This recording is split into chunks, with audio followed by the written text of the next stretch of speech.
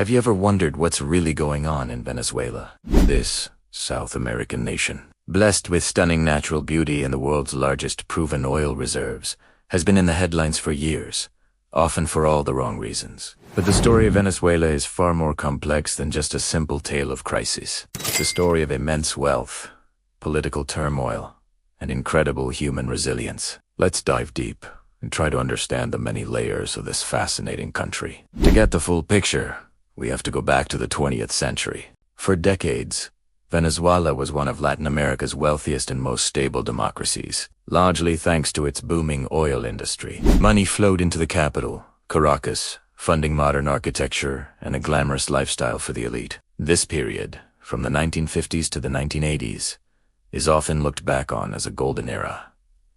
However, this prosperity wasn't shared equally. While the cities prospered, vast segments of the population, especially in rural areas and the slums surrounding the cities, were left behind, living in poverty.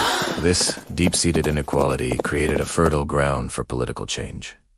By the 1980s and 90s, the party was over. Global oil prices crashed, and Venezuela's economy, which was almost entirely dependent on oil exports, went into a nosedive. The government took on massive debt, and the country was rocked by social unrest, protests, and a general feeling that the traditional political system had failed the people. It was in this climate of discontent that a charismatic military officer named Hugo Chavez rose to power. He attempted a coup in 1992, which failed, but his defiant speech on television captured the hearts of millions who felt forgotten. In Ijojoba, Chavez won the presidential election, promising a Bolivarian revolution named after the independence hero Simon Bolivar. His goal was to use Venezuela's oil wealth to fund massive social programs, known as misiones. These programs provided free healthcare, education, and subsidized food to the poorest communities.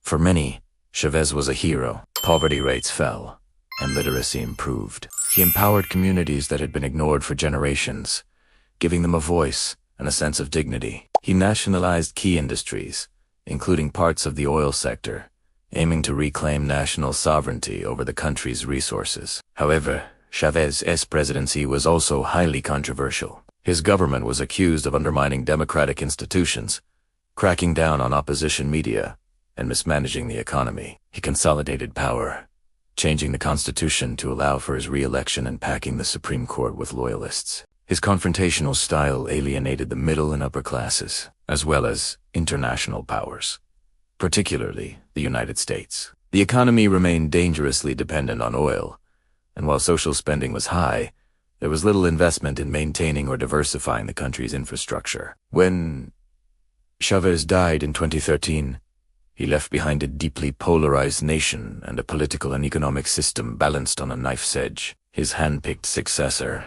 Nicolás Maduro, inherited this complex situation. And almost immediately, things took a turn for the worse. In 2014, global oil prices plummeted again. For a country that got about 95% of its export earnings from oil, this was a catastrophe.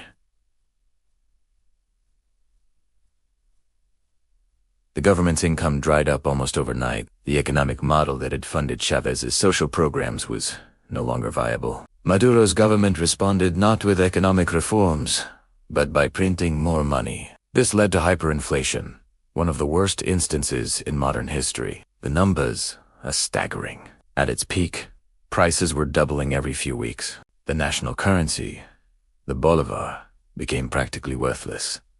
People's life savings were wiped out. A simple trip to the grocery store required carrying massive stacks of cash, if you could even find anything to buy. The economic collapse led to severe shortages of everything: food, medicine, electricity, and water. Long lines, or colas, became a daily reality for millions of Venezuelans just to get basic necessities. Malnutrition and preventable diseases, once eradicated, made a tragic comeback. The healthcare system, once a point of pride, completely collapsed. This dire economic situation triggered a political crisis. The opposition, which had gained control of the National Assembly in 2015, sought to remove Maduro from power. In response, Maduro's government created a parallel legislative body, the Constituent Assembly, effectively sidelining the democratically elected parliament. The 2018 presidential election was widely condemned as fraudulent by many countries and international organizations, leading to a major challenge to Maduro's legitimacy. The opposition leader, Juan Guaido, declared himself interim president in 2019, gaining the recognition of over 50 countries, including the United States. This created a bizarre situation with two rival claims to the presidency, further deepening the country's political paralysis. The government responded to protests with a heavy hand, leading to widespread accusations of human rights abuses. Faced with this perfect storm of economic collapse, political turmoil, and a humanitarian crisis, millions of Venezuelans made the heartbreaking decision to leave.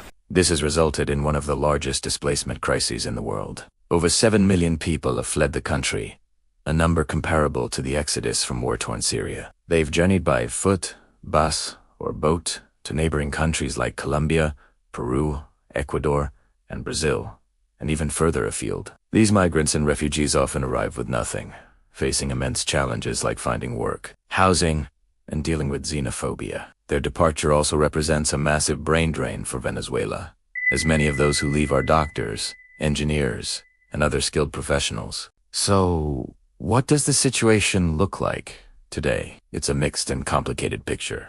In recent years, the Maduro government has unofficially allowed the US dollar to circulate more freely. This dollarization of the economy has helped to tame hyperinflation and has led to a slight economic rebound. In some parts of Caracas and other major cities, you can now see signs of a fragile recovery. Shelves in some stores are full again, and new restaurants and businesses are opening. However, this recovery is incredibly unequal. It primarily benefits those with access to dollars, either from remittances sent by family abroad or from involvement in certain sectors of the economy. For the majority of Venezuelans who still earn in worthless bolivars, life remains a daily struggle. The minimum wage is just a few dollars a month, not nearly enough to afford basic goods, even when they are available. The humanitarian crisis continues, with millions still dependent on aid and struggling for access to food and healthcare. The international community's role has also been a major factor. The United States and other countries have imposed heavy economic sanctions, primarily targeting the oil industry and government officials. The goal of these sanctions was to pressure the Maduro government into holding free and fair elections. However, the impact is hotly debated. Supporters argue they are a necessary tool to isolate a dictatorial regime. Critics, including some within the Venezuelan opposition and various humanitarian organizations, argued that the broad sanctions have worsened the economic suffering of ordinary people, making a bad situation even worse and complicating any potential recovery. Looking ahead, the path for Venezuela is uncertain. Negotiations between the government and the opposition have occurred on and off, with international mediation, but a lasting political solution remains elusive. The key challenges are immense: rebuilding shattered democratic institutions, holding free and fair elections that are accepted by all sides, and tackling the monumental task of economic reconstruction. The country needs to diversify away from its oil dependency, repair its crumbling infrastructure, and create an environment that encourages investment and brings its people home. But beyond the politics and economics, it's crucial to remember the human element. Venezuelans are known for their warmth, their love of music, and their incredible resilience. Despite living through years of hardship, they continue to find ways to survive, to help one another, and to hold on to hope for a better future. The story of Venezuela is not just a cautionary tale. It's a testament to the strength of the human spirit in the face of unimaginable adversity. The future of this beautiful country rests on the ability of its people and its leaders to find a path toward reconciliation and rebuilding. It's a long and difficult road, but one that everyone is hoping they can travel successfully. Thanks for watching. If you found this video informative, please give it a thumbs up and consider subscribing for more deep dives into complex global issues. And let us know in the comments what topic you'd like us to explore next. See you in the next video.